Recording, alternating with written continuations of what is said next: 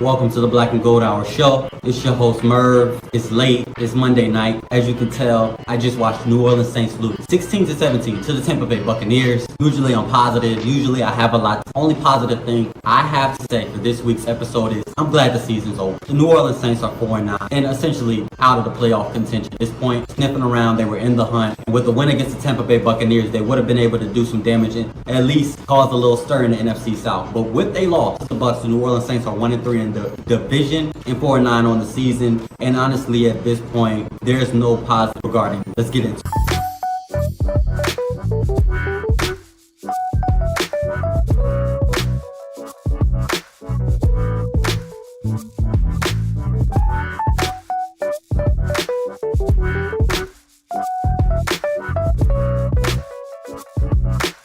Alright, so boom. I really don't have a lot to say. I really don't have a lot to get into. I'm not even going to recap it all like I normally do. As y'all can see, your boy is down, man. I'm just over it right now, man. The New Orleans Saints dominated the game for 3 quarters and basically half, or more than half of the 4th quarter as well. It seems like everything was going our way. Our defense was playing dominant. Andy Dalton was able to create plays. I mean, the wide receivers did, for the most part, they dropped some passes that could have led to some extra points, but overall, the New Orleans Saints dominated. We're not going to blame this game on the wide receivers dropping a couple of passes. Chris Olave and Jarvis Landry. It was a tip pass to Kamara that could have done some damage if he was able to catch it in stride. But overall, Andy Dalton and the offense were doing their thing, man. And then about 6 minutes left in the 4th quarter, it seems like Mark Ingram gets injured. He runs for what looks like maybe a first down, but they give him 7 yards instead of 8, and it turns out to be 3rd and 1. Instead of running the ball, instead of bringing Taysom Hill in, instead of using a fullback, instead of doing a QB sneak, they throw the ball on 3rd and 1 to Marquez Callaway, who we haven't seen all season. We haven't seen him for the last few games. Where has Marquez Callaway been? And you got the game on the line and you throwing it to him on 3rd down? Man, I just don't understand, man. And if for those who believe that Dennis Allen is coming back and Pete Carmichael are coming back as coach, I think this game is the game that would get them fired. If you look at their resume, you can give them all the excuses that you want. The injuries, no quarterback, Michael Thomas being out, so many different excuses you could give them. You can give them no excuse for what we just saw on TV. They gave up a 13-point lead with 6 minutes left. It's unacceptable, man. And honestly, man, I'm young. I'm 27. I'm gonna be honest with you guys. I grew up in the Drew Brees, Sean Payton era. That was the most of the Saints that I've seen. So I'm a little spoiled. But even in me being spoiled, this is unacceptable. I mean, that's just, guys, I was really ready to make a show positive, feeling good about how the New Orleans Saints got the victory. And I had to change it really quickly.